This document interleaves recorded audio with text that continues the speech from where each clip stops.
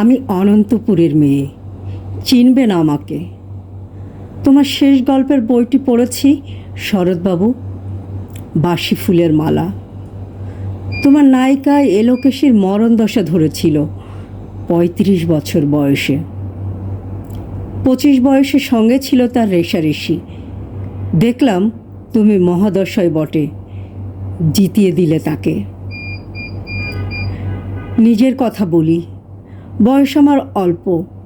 একজনের মন ছুঁয়েছিল আমার এই কাঁচা বয়সের মায়া, তাই জেনে পুলক লাগতো আমার দেহে।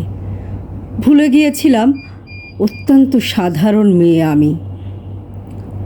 আমার মতো এমন আছে হাজার হাজার মেয়ে, অল্প বয়সের মন্ত্র তাদের যৌবনে।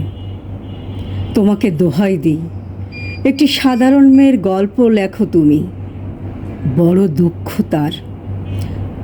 তারও স্বভাবের গভীরে অসাধারণ যদি কিছু তলিয়ে থাকে কোথাও, কেমন করে প্রমাণ করবে সে? এমন কজন মেলে যারা তা ধরতে পারে? কাঁচা বয়সের জাদু লাগে ওদের চোখে। মন যায় না সত্যের খোঁজে, আমরা বিকিয়ে যাই মরীচিকার দামে। কথাটা কেন উঠল তা বলি। মনে করো তার নাম নরেশ। সে বলেছিল কেউ তার চোখে পড়েনি আমার মতো। এত বড় কথাটা বিশ্বাস করব যে সাহস হয় না, না করব যে এমন জোরও কই। একদিন সে গেল বিলেতে, চিঠিপত্র পাই কখনো বা কখনো। মনে মনে ভাবি, রাম রাম, এত মেয়েও আছে সে দেশে, এত তাদের ঠেলাঠেলি ভিড়, আর তারা কি সবাই অসামান্য? এত বুদ্ধি, এত উজ্জ্বলতা, আর তারা সবাইকে আবিষ্কার করেছে এক নরেশ সেনকে। স্বদেশে যার পরিচয় চাপা ছিল 10-এর মধ্যে। গ্যালোমেলের চিঠিতে লিখেছে লিজের সঙ্গে গিয়েছিল সমুদ্রে নাইতে। বাঙালি কবির কবিতা কলায় দিয়েছে তুলে। সে যেখানে উর্বশী উঠেছে সমুদ্র থেকে, তারপরে বালির পরে বসলো পাশাপাশি। সামনে দুলছে নীল সমুদ্রের ঢেউ, আকাশে জড়ানো নির্মল সূর্যালোক। লিজি তাকে খুব আস্তে আস্তে বললেন, এই সেদিন তুমি এসেছো, 2 দিন পরে যাবে চলে। ঝিনুকের 2টি খোলা, মাঝখানটুকু ভরা থাক এক নিরেট অস্ত্রবিন্দু দিয়ে। দুর্লভ, মূল্যহীন। কথা বলার কি অসামান্য ভঙ্গি। সেই নরেশ সঙ্গে লিখেছে, কথাগুলো যদি বানানো হয় দোষ কি, কিন্তু চমৎকার। হিরে বসানো সোনার ফুল কি সত্য? তবু কি সত্য নয়? বুঝতেই পারছো। একটা তুলনার সংকেত ওর চিঠিতে অদৃশ্য কাটার মতো আমার বুকের কাছে বিধিয়ে দিয়ে জানায় আমি অত্যন্ত সাধারণ মেয়ে। মূল্যবানকে পুরো মূল্য চুকিয়ে দেই এমন ধন নেই আমার হাতে। ওগো, না হয় তাই হলো, না হয় ঋণী হয়েই রইলাম চিরজীবন। পায়ে পড়ি তোমার, একটা গল্প লেখো তুমি শরৎবাবু।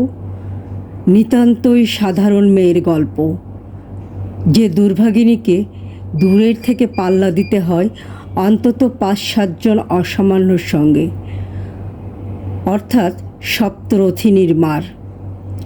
বুঝে নিয়েছি আমার কপাল ভেঙেছে, হার হয়েছে আমার। কিন্তু তুমি যার কথা লিখবে তাকে জিতিয়ে দিও আমার হয়ে। পড়তে পড়তে বুক যেন ওঠে ফুলে। ফুলচন্দন পড়ুক তোমার কলমের মুখে। তাকে নাম দিও মালতী, ওই নামটা আমার। ধরা পড়বার ভয় নেই। এমন অনেক মালতী আছে বাংলাদেশে, তারা সবাই সামান্য মেয়ে। তারা ফরাসি জার্মান জানে না, শুধু কাঁদতে জানে। কি করে জিতিয়ে দেবে? উচ্চ তোমার মন, তোমার লেখনী মহীয়সী। তুমি হয়তো ওকে নিয়ে যাবে ত্যাগের পথে, দুঃখের চরমে শকুন্তলার মতো। দয়া করো আমাকে, নেমে এসো আমার সমতলে, বিছানায় শুয়ে শুয়ে রাত্রির অন্ধকারে দেবতার কাছে যে অসম্ভব বর মাগি, সে বর আমি পাবো না, কিন্তু পাই যেন তোমার নায়িকা। রাখো না কেন নরেশকে 7 বছর লন্ডনে, বারে বারে ফেল করুক তার পরীক্ষায়, আদরে থাক আপন উপসই কামমণ্ডলীতে।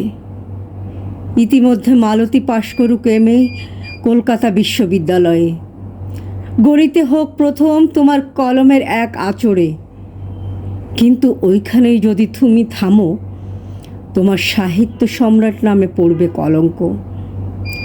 আমার দশা যাই হোক, খাটো করো না তোমার কল্পনা। তুমি তো কৃপণ্য ও বিধাতার মতো, মেয়েটাকে দাও পাঠিয়ে ইউরোপে, সেখানে যারা জ্ঞানী, যারা বিদ্বান, যারা বীর, যারা কবি, যারা শিল্পী, যারা রাজা, দল বেঁধে আসুক ওর চারিদিকে, জ্যোতিবিদের মতো আবিষ্কার করুক ওকে, শুধু বিদুষী বলে নয়, নারী বলে। ওর মধ্যে যে বিশ্বজয়ী জাদু আছে, ধরা পড়ুক তার রহস্য। মুড়ের দেশে নয়, যে দেশে আছে সমাজদার, আছে দরদি, আছে ইংরেজ, আছে জার্মান, ফরাসি। মালতীর সম্মানের জন্য সভা ডাকা হোক না, বড় বড় নামজাদার সভা। মনে করা যাক সেখানে বর্ষণ হচ্ছে মুষলধারে চাটুবাক্য, মাঝখান দিয়ে সে চলেছে অবহেলায়, ঢেউয়ের উপর দিয়ে যেন পালের নৌকা। ওর চোখ দেখে ওরা করছে কানাকানি, সবাই বলছে ভারতবর্ষের সজল মেঘ আর উজ্জ্বল রৌদ্র মিলেছে ওর মোহিনী দৃষ্টিতে। এইখানে জনান্তিকে বলে রাখি, সৃষ্টিকর্তার প্রসাদ সত্যিই আছে আমার চোখে, বলতে হয় নিজের মুখেই। এখনো কোনো ইউরোপীয় রসযজ্ঞের সাক্ষাৎ ঘটেনি কপালে।